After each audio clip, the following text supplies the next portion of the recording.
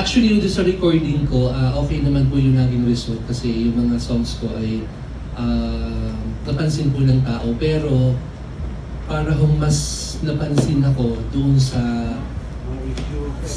hindi sa issue. Yung Gorgie. Ano ko, Gorgie? Nakita yung Gorgie.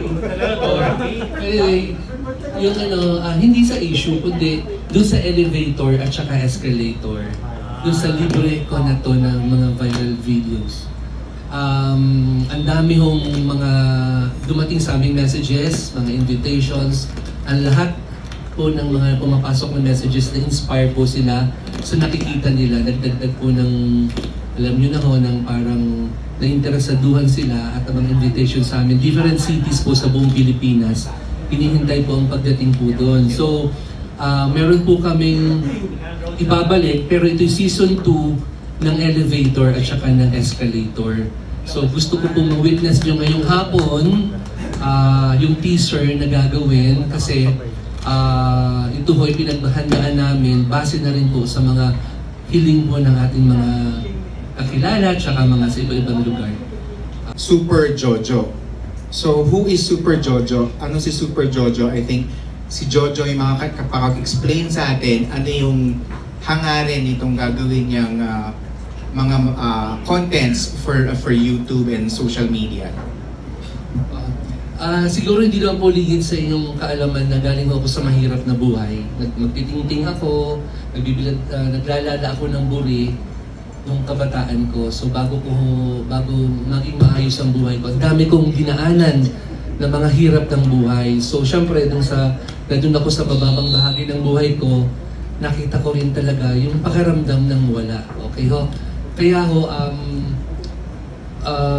dumating ako sa point ng buhay ko nung na-bless ako ng Panginoon, nung nagdating yung mga blessings sa akin na hiniling ko at hindi ko hiniling, hindi ho ako naging madamot sa kapwa ko. Okay?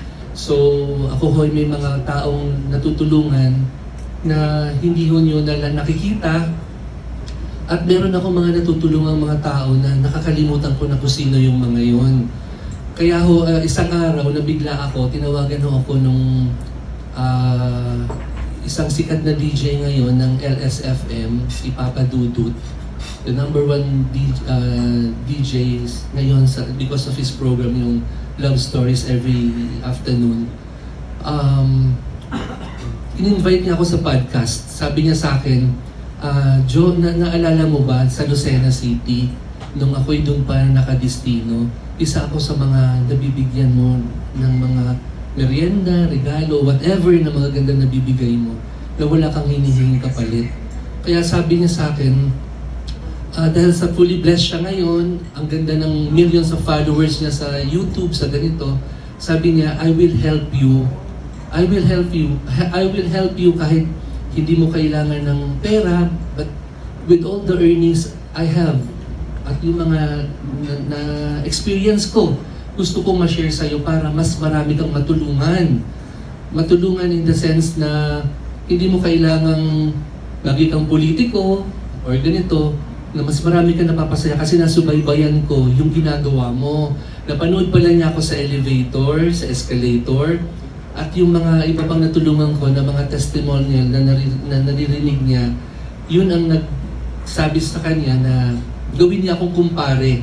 Kaya ako yung naging kumpare niya, inaanak ko yung dalawang anak niya ngayon, at sabi niya sa akin, with all his support, nasa akin, ibibigay ko sa iyo dahil sa mga nangyari, nabalitaan ko this past few days, past few weeks, sa nangyari sa iyo. So sabi ko sa kanya, maraming salamat. So na-inspire ako na ituloy ko kasi nung time na nagbago na ako ng management, parang andun na rin yung decision ko na parang huwag na akong tumuloy kasi para akong nabothered sa nangyari sa sitwasyon ng buhay ko. Pero maraming taong nagpupush sa akin na ituloy mo yan kasi kilala ka na dito, ang dami nang humahanap sa'yo. Hindi mo na kailangang introduce ang sarili mo kasi andyan ka na. So you have to do is, i-explore mo yon, you have to get your own new management na makakasundo mo at tutulungan kang mag-grow. Kaya kami pinagtagpo ng panahon ni Rams. Yan ho ang story. So, itong Super Jojo na to, ako ho ay nag-real estate nung bata pa ako. At nagsimula po itong kamay na pinag-uusapan nung pong there are brokers in Lucena City na hindi makaklose ng deal. They took more than 2 hours, 2 years na makaklose sila ng deal kung hindi dahil sa akin. So, sinama nila yung napakayamang investor sa Lucena. Nung na-meet ako, lahat ng properties na itinuro ko, lahat binili po yun sa akin. Okay? So, mahabang story, pero laging pag tinuturo siya ng kamay ko, laging pag hinahawakan ko ng isang bagay, kapag may nagkakagulo, laging yung, alam mo, yung atmosphere ng peace, yung love, laging nandun. Yun ang napapansin ko ever since nung ako ay bata pa.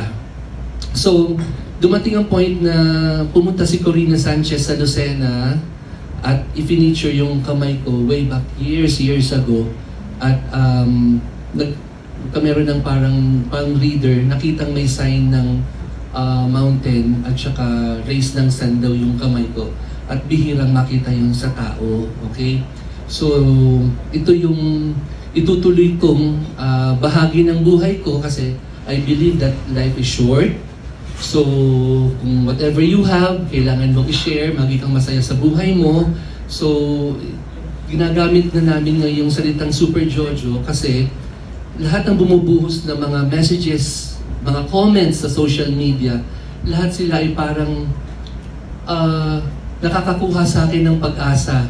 Dinadaingan ako, lahat ng pangangailangan nila andun. So nakikita ko yung need nila.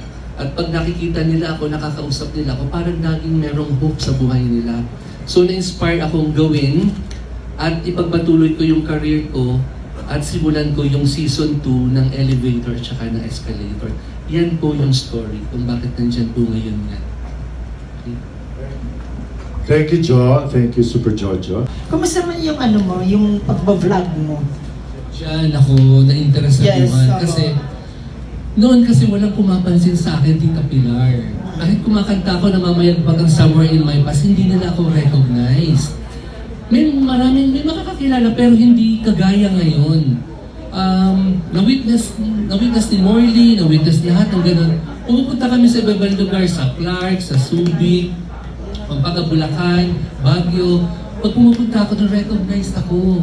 And even sa lahat ng lugar dito, recognized ako. Laging bukang bibig na ng tao is, libre na to, escalator, o ganito, elevator. Yun ang nagmarka sa kanila. Kaya napansin ko, ang laki ng tulong ng social media doon sa vlog na yan, kaya kailangan ko siyang ituloy.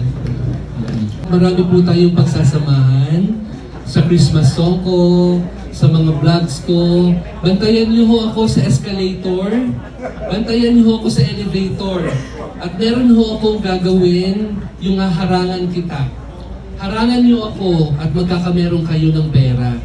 Ganun ang mangyayari sa mga susunod na vlogs. May kakatukin ho ako mga pinto ng bahay, na maliliit na bahay. At pagkatok ko sa mga maliliit na pinto ng bahay, magkakameron sila ng malaking blessing sa mga bibisitahin kong bahay.